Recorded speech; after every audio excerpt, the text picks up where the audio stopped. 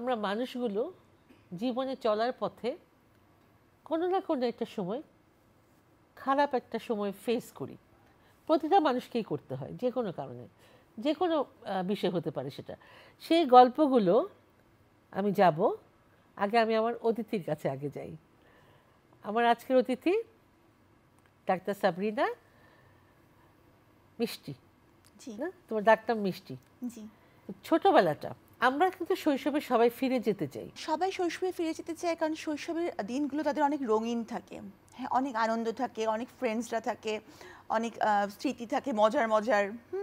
কিন্তু আমার শৈশবে কোনো মজার স্মৃতিই নাই। আমি যদি মনে করতে চাই তাহলে আমি খালি মনে হয় যে আমি কিভাবে পড়ার টেবিলে বসে আছি, আমার আম্মু একটা স্কেল নিয়ে আমার পাশে বসে আছে, অথবা আমার আব্বা আব্বা হচ্ছে আমাকে ইংলিশ পড়াচ্ছেন এবং কতগুলা ওয়ার্ডস উনি দিয়ে দিতেন, ওইগুলার কঠিন কঠিন, হ্যাঁ, ওইগুলা অর্থ এবং ওইগুলার স্পেলিং মুখস্থ করে তাকে বলতে হবে। স্ট্রিক্ট ছিল কি? খুবই স্ট্রিক্ট, মানে এইসব আমার খালি মাথায় আসে। তখন আমার যে আমি যেতে চাই না ফেরত সেই ছোটবেলায়। তাহলে ওই ওই পড়া আর পড়া, মানে কোনো ফ্রেন্ডস নাই, কিছু নাই, খালি পড়া, বই আর আমি। কিন্তু তুমি সেই পড়াশোনাটা করেছিলে দেখে তো ডাক্তার হতে পেরেছো, কিন্তু ডাক্তার হতে চাইতে না, কি হতে চাইতে? আমাদের সময়কার মানে বাবা মারাই ঠিক করে দিতেন যে তাদের সন্তান কি হবেন। তো আমার মায়ের ইচ্ছা ছিল যে আমি ডাক্তার হই, তো ওইভাবে ওইটা আমার মনে ইমপ্রিন্টেড হয়ে গিয়েছিল যে আমাকে ডাক্তার হতে হবে। এখন যেমন ওই সময়টা এমনই ছিল, এখন যেমন সবাই নিজের ক্যারিয়ার নিজেই পছন্দ করে নেয়, কিন্তু আমাদের সময় কিন্তু এটা ছিল না। হ্যাঁ, আমার মনে হয় যে এখনকার দিনে বাবা মারা অনেক বেশি মানে ফ্রেন্ডলি, এটা খুব ভালো। কিন্তু মানে বাচ্চারা অনেক কিছু শেয়ার করতে পারে বাবা মার কাছে। যদি কোনো একটা অড সিচুয়েশনও তারা পড়ে, তারা কিন্তু ফ্রেন্ডলি হলে বাবা মার কাছে এসে বলে। আমরা কোনো একটা অডসের সম্মুখীন হলে বাবা মাকে বলতে ভয় পেতাম, কারণ বাবা মা ওখানেও আমাদের দোষটাই খুঁজে বার করবে যে তুমি, তোমার সাথে এরকম কেন হলো, তুমি নিশ্চয়ই কিছু করেছো। এই পড়াশোনার পাশাপাশি তুমি তো নাচ করতে। জি, নাচ শিখেছিলাম শিশু একাডেমিতে, তারপর বাফাতে। এরপর শিবলি স্যারের কাছে আমি বাসায় কোচিং করেছি গ্রুপে। পরে শেষ পর্যন্ত শামীমা রানী বা ম্যামের কাছে আমি প্র্যাকটিস করতাম। আচ্ছা, তো ছাড়লে কেন? এরপর তো মানে বিয়ে হয়ে গেল তারপর? না না, এটা করোনার আগ পর্যন্ত আমি প্র্যাকটিস করতাম। ও, মানে তুমি আজকে নাচের সাথে ছিলে? নাচের সাথে সবসময়ই ছিলাম, শো করতে, স্টেজে শো করতাম। বিয়েতে যাই, হ্যাঁ, বিয়েটা যখন হলো এটা কি পছন্দের ছিল নাকি সেটেল? এই পছন্দের বিয়ে।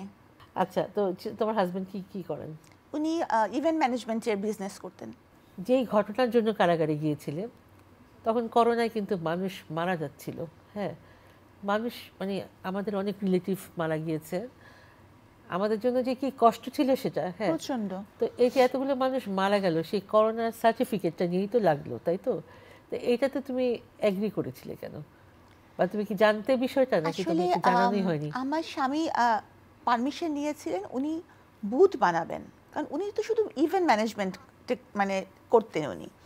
উনার তো কোনো হসপিটাল ছিল না, তাহলে ওনার কাজ ছিল যে উনি যেহেতু করোনার সময় কোনো ইভেন্ট হবে না, তো ইভেন্টে যেসব জিনিসপত্র ব্যবহৃত হয়, যে আছে না স্টেজ বানায়, ওই জিনিসগুলো তো ব্যবহৃত হবে না, তো ওগুলো দিয়ে উনি বুথ বানিয়ে স্যাম্পল কালেকশন করবেন। আচ্ছা, তো উনি এটা কিন্তু অনুমতি নিয়েছেন, কারণ উনি সবসময় ইভেন্টে কাজ করতেন, বিভিন্ন মন্ত্রণালয়ের সাথে উনি কাজ করেছেন।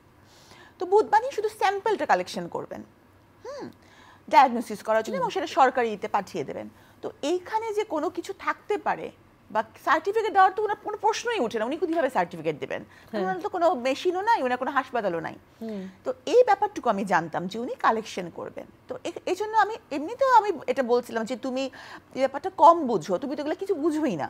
আর আমিও একজন কার্ডিয়াক সার্জন, আমিও এটা বুঝি না, আসলে সত্যি কথা যেটা। তো তুমি এটা কেন করছো?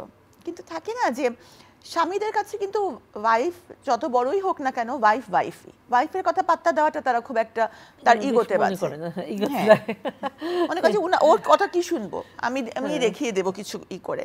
তো তার হয়েছিল সেই অবস্থা।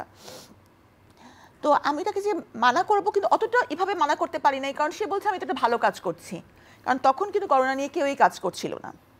কারণ সে বলছে যে আমি একটু স্যাম্পল কালেকশন করছি, কারণ যত বেশি ডায়াগনোসিস হবে তত মানুষ এটা থেকেই থাকবে। তো এতটুকুই আমি জানতাম। আর ওই সময় আমি আমার বাবার বাসায়ও ছিলাম, সেটা তো মিডিয়ায় এসেছে। যখন সে গ্রেফতার হয় আমার 1 মাস আগে, যখন তার অফিস থেকে তাকে গ্রেফতার করে, তখনও কিন্তু আমি বাসায় না, তখন আমি বাবার বাসায়। তোমার হাজবেন্ড গ্রেফতার হলো আগে, তারপর তোমাকে কেন গ্রেফতার করলো?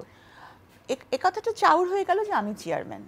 অথচ মানে এটা একটা ব্যক্তি মানে একক ব্যক্তি মালিকানাধীন প্রতিষ্ঠান, মানে কোম্পানির রুলস অনুযায়ী লিমিটেড কোম্পানিতে চেয়ারম্যান থাকতে পারে, কিন্তু এই যে মানে একক ব্যক্তি মালিকানাধীন প্রতিষ্ঠানে কোনো চেয়ারম্যান থাকার কোনো প্রশ্নই ওঠে না। তো মানে এইভাবেই আমাকে বলা হলো যে আমি নাকি এটার চেয়ারম্যান। একটা জিনিস হয়েছে কি, সত্যকে প্রমাণ করতে হয় আর মিথ্যাকে ছড়িয়ে দিলেই হয়। এখানে যেটা তোমাকে ফেস করতে হচ্ছে তার রিজনটা তোমার হাজবেন্ড। হ্যাঁ, যাকে ভালোবেসে বিয়ে করেছো সে তোমাকে যেই সামনে নিয়ে এসেছে সবার সামনে, এটা তোমার জন্য তো পজিটিভ ছিল না। সে তোমাকে যে জিনিসটা দিয়েছে, যেই কষ্টটা দিয়েছে, তার কারণেই তোমাকে একটা লম্বা সময় কাটাতে হয়েছে কারাগারে। শুধু কারাগারে কাটাতে হয়েছে ব্যাপারটা শুধু শুধু যদি তাই হতো তাহলে কিন্তু একটা কিছু হতো। কারাগারে কাটাতে হয়েছে এবং সেই সাথে আমি আমার লাইফের সব কিছু হারিয়েছি। যেমন হচ্ছে আমার ক্যারিয়ার, আমার কাছে আমার ক্যারিয়ারের চেয়ে জরুরি কোনো কিছুই ছিল না। অবশ্যই হ্যাঁ, কারণ অনেক কষ্ট করে এমবিবিএস পাশ করি আমরা, এটা একটা সমুদ্র। ইন্টার্নশিপ, তারপর বিসিএস সার্ভিস, আবার বিসিএস এর মধ্যে মানে ডিপার্টমেন্টাল পরীক্ষা, ফাউন্ডেশন ট্রেনিং, তারপরে হচ্ছে সিনিয়র স্কেল পরীক্ষা, এগুলো আছে। আবার সমান তালে হচ্ছে যে আমার পোস্ট গ্রাজুয়েশন 5 বছরে। আমি তো সব হারালাম। আমার জব থেকে আমি সাময়িক বরখাস্ত, আমার ক্যারিয়ারে আমি 3টা বছর পিছিয়ে গেছি। তাহলে আমি সব হারাইনি। সেই সাথে আমার যেটা হারিয়েছে সেটা হচ্ছে মান সম্মান। এতটা হিউমিলিয়েশনের শিকার আমি হয়েছি। আপনি তো জানেন যে একটা মেয়ে যখন কোনো একটা মামলায় সংশ্লিষ্ট হয় তখন কি হয়, তার ক্যারেক্টার নিয়ে মানুষ কথা বলা শুরু করে। সত্য মিথ্যা যা খুশি, এমন কিছু ছবি আছে যেগুলো আমার না, আমি পরে দেখেছি। হ্যাঁ, আমার না। তো এগুলো অনেক নেতিবাচক প্রচারণা চলছেই, এখনো চলছে, ট্রোলিং হচ্ছে, চলছে। তো তাহলে আমি সব হারাইনি, শুধু জেলে কিন্তু থাকাটা বড় কথা না, এই যে এত কিছু আমি হারিয়েছি সেগুলো। তবে মানুষ কোনো কিছু হারায় না, এটা মাথায় রাখবে যে সাফল্য ব্যর্থতা দুটোই কিন্তু মানুষের জীবনে থাকে। আমরা সফল হই, আমরা ব্যর্থ হতে পারি। তাই বলে কি আমি পড়ে যাব? আমাকে আবার দাঁড়াতে হবে, তোমাকে আবার দাঁড়াতে হবে। হ্যাঁ, যা গেছে গেছে, ওদিকে তুমি নাই বা তাকাও, তোমার পেছন থেকে তুমি নাই বা তাকাও, তোমাকে সামনের দিকে তাকাতে হবে। তোমার অনেক গুণ আছে, তুমি বই লিখো খুব ভালো, তোমার বই দেখো কত বিক্রি হয়ে গেছে তোমার বই, না? আমার দ্বিতীয় মুদ্রণ শেষ, তৃতীয় মুদ্রণ আজকে চলছে। এটাই বা কম কি? তোমার ভবিষ্যৎ পরিকল্পনা কি? এখন কি ভাবছো? আমি আসলে যে মানে আমি বুঝে গিয়েছি যে আল্লাহ হচ্ছে উত্তম পরিকল্পনাকারী। উনি আমার জন্য কি পরিকল্পনা করে রেখেছে আমি কিন্তু জানি না। যেমন আগে আমি অনেক কিছু ভাবতাম, কিন্তু এখন আর আমি কোনো প্ল্যানিং করি না। আমি জানি যে আমাকে লিখে যেতে হবে, আমি লিখবো। বন্দিনী 2য় খণ্ডের কাজ আমি শুরু করেছি, অর্ধেক পর্যন্ত পৌঁছে গেছি। আর সেই সাথে আমি ল পড়ছি, আর চিকিৎসা পেশা তো আছে, ওটা আমি চালিয়ে যাচ্ছি। যেহেতু আমি কারাগার থেকে এসেছি, আমার এখন মূল ফোকাস হচ্ছে কি প্রিজনারদের জন্য কিছু করা। কারণ ওরা যখন বের হয় আসলে খুব অসহায়, খুব খুব মানে এটা আমি একটা ধরেন একটা অপারেশন করলাম, একটা কার্ডিয়াক সার্জারি করলাম, মোটামুটি পেশেন্টটা কিন্তু স্টেবল হয়ে গেল। তবে একটা লং টার্ম ওষুধ খেলে একটা বাইপাস সার্জারি পেশেন্ট একদম মানে মোটামুটি ভালো জীবন কাটাতে পারে, লনজিভিটিও বাড়ে। কিন্তু একটা মানুষ যখন কারাগার থেকে বের হয়, মানে সে এত হিউমিলিয়েশনের সম্মুখীন হয়, এত উপেক্ষা, মানে এত তুচ্ছ তাচ্ছিল্য তাকে করা হয়, উপহাস করা হয়, সমাজের সমস্ত মানে না, তাকে কেউ নিতে পারে না। এবং কোনো কর্মসংস্থান, সে যখন কোনো কাজে যায়, যখন ও জেল খাটা আসামি, অসম্ভব, তাকে কাজ দেওয়া যাবে না। তাহলে সে কি করবে? তাহলে কি সে মরে যাবে? তাহলে আমার মনে হয় তাদের জন্য কাজ করাটা খুব জরুরি আমার জন্য। আমি সেটা তুমি তো ওখানে অনেক কাজ করেছো, কারাগারে ডেলিভারি করেছো, সেখানেও তোমার মানবতা কাজ করেছে, সব কিছুই ঠিক আছে, কিন্তু আসলে তুমি যে ব্যাপারে ফোকাসটা হয়েছো, হ্যাঁ, এটা তোমার একটা ফ্রেমিং হয়ে গেছে আর কি। আমি দেখেছি কি ওখানে কারাগারে যারা আছেন, এটা জানি না পুরুষ দর্শকরা কি মনে করবে, কিন্তু দেখা যাচ্ছে যে বেশিরভাগ মেয়ে কিন্তু স্বামীর কারণে অথবা প্রেমিকের কারণে জেল খাচ্ছে। মানে আমি যে শুধু একলা ভিকটিম তা কিন্তু না, আমি দেখেছি যে ইয়াবা ব্যবসার সাথে যারা এসেছে, স্বামী ব্যবসা করে, সেও ব্যবসা করে এভাবে, অথবা স্বামী তাকে ইয়াবার নেশায় মানে আসক্ত করেছে, এরকম। তুমি যখন ওখানে গিয়েছো, তোমার কোনো বন্ধু বান্ধব, তোমার কাছের মানুষ কেউ যায়নি বাবা মা ছাড়া? আমি মেডিকেল কলেজে পড়েছি, আমি কাউন্সিল স্কুলে ছিলাম মানে দেশে আসার পর। তারপরে আমি ভালো স্কুল, হ্যাঁ, তারপরে আমি মানে সরকারি চাকরি করেছি। তোমরা আমাকে বলতো তোমার কোনো ই নাই, তোমার সাথে কাজ করতো, চাকরি করতো, এটা কেউ তোমাকে দেখতে আসে না। তো আমাকে এভাবে বলতো, কিন্তু আমি কিন্তু এটাতে একটুও হতাম না, মানে আমি বুঝে গেলাম যে আমাকে একলা চলতে হবে। এবং সাব্বিনা যেমন একলা বিপদে পড়েছে তা কিন্তু না, যে কোনো নারী এবং যে কোনো পুরুষ যখন বিপদে পড়বে তাদেরও এমনই অবস্থা হবে, তাদের পাশে কেউ দাঁড়াবে না নিজের স্বার্থ বিঘ্নিত করে। আসলে মানুষের জীবনে চলার পথে কখন কার কি হয় এটা তো কেউ বলতে পারে না। আর কারাগারে থাকাটাই যে খারাপ এমন কোনো কথা না, কারণ অনেক পলিটিশিয়ানরাও থাকেন। জি হ্যাঁ, মানে কারাগারে যেতে হয়, বিভিন্ন কারণে যেতে হয়। অনেক তো নির্দোষ মানুষও কত বছর কাটিয়ে আসেন। হ্যাঁ, পরে যখন বের হন তখন দেখা যায় যে উনি নির্দোষ, ওনার দোষী ছিল না। হ্যাঁ, এরকম হয়। এখন বাবা মা কি বলেন? ফিরে এসেছে তো, মানে বাবা মা এখন আসলে আমার জন্য আমার বাবা মার নতুন জন্ম হয়েছে, আবার বাবা মার জন্য মিষ্টির নতুন জন্ম হয়েছে। মানে আমি তাদেরকে ওভাবে যেভাবে আগে যত্ন করিনি, যেমন আমার বাবা হয়তো বলেছে মিষ্টি আমার প্রেশারটা মাপো তো মা, আমি বলছি আব্বা আমার রুগী খারাপ আমাকে যেতে হবে, মানে ওভাবে তাকে ফেলে আমি চলে গেছি। কিন্তু এখন আমি বুঝি যে আসলে আমার তাদেরকে সেই সময়টা বা তাদেরকে সেই অ্যাটেনশনটা দেওয়া উচিত ছিল। তো এখন আমি প্রতি পদে নিজেকে শুধরানোর চেষ্টা করি, আর আমার আম্মুকে আমি কাজে হেল্প করার চেষ্টা করি, যেটা আগে কখনো করি, মানে রান্নাঘরে ধারে কাছে তো যেতাম না। বলতে যে বাবা মার এটা কি, তাই তো তাদের মর্মটা যে কি এইটা আমি ওখানে গিয়ে রিয়েলাইজ করেছি। ওটা তোমার একটা এক্সপিরিয়েন্স, হ্যাঁ, একটা বিশাল অভিজ্ঞতা হয়েছে জীবনে। মানুষের কিন্তু অভিজ্ঞতাও হয় না, এটা একটা হয়ে গেছে, হয়তো বা জিনিসটা নেগেটিভ ছিল, হয়েছে। তুমি নতুন করে কাজ করো, অনেক কিছু করো, আমি হচ্ছে নাচতে পারো, তুমি লিখতে পারো। আমি কাজ করব কিন্তু ওই জিনিস আমি কোনোদিন ভুলবো না। আপনি জানেন কিনা ম্যাম, আমি কিন্তু আমার প্রোফাইল পিকচারেও আমি আমার ওই ছবি দিয়ে রেখেছি যাতে আমি কখনো না ভুলি, কারণ আমি এটা কখনো নিজেকেও ভুলতে দিব না, আমি কাউকেই ভুলতে দিব না, এবং আমি এটার উপরে বেস করে আমি দাঁড়াবো। আমার শোকই আমার শক্তি হোক। রাইট।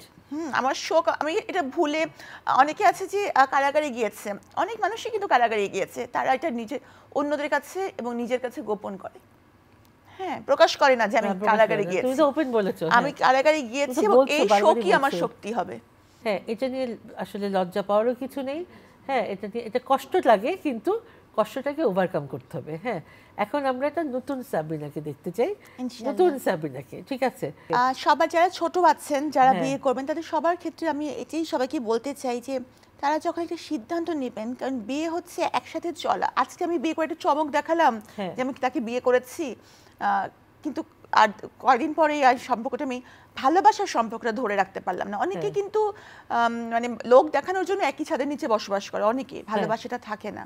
তো আমি বলবো যে বাবা মার একটা পরামর্শ, অন্তত অনুমতি, এটা নেওয়াটা খুব জরুরি, কারণ বাবা মা জানেন যে আমি কার সাথে অ্যাডজাস্ট করতে পারবো। এটা তো আমি বুঝিনি নিজের জীবনে, এই জন্য এটার মূল্য দিয়েছি নিজের জীবন দিয়ে।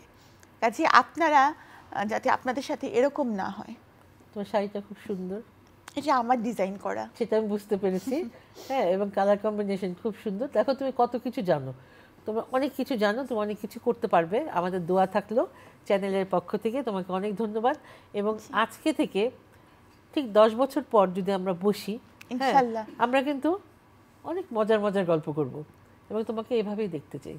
অনেক ভালো থাকবে। তো আমাদের অনুষ্ঠানে আসার জন্য অনেক ধন্যবাদ, চ্যানেলের পক্ষ থেকে অনেক ধন্যবাদ, দর্শকদের অনেক ধন্যবাদ, আপনাকে অনেক ধন্যবাদ। আমার আজকের অনুষ্ঠানে যে মিষ্টি মেয়েটিকে দেখলেন, ওর নামই মিষ্টি, খুব সুইট। আমার তো ওর সাথে গল্প করতে অনেক ভালো লাগলো।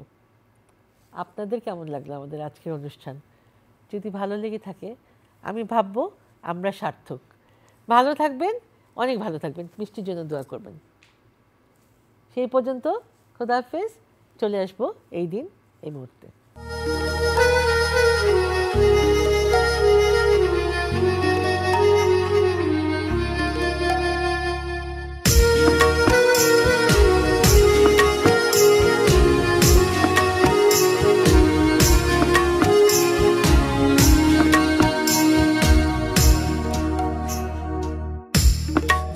जा हवा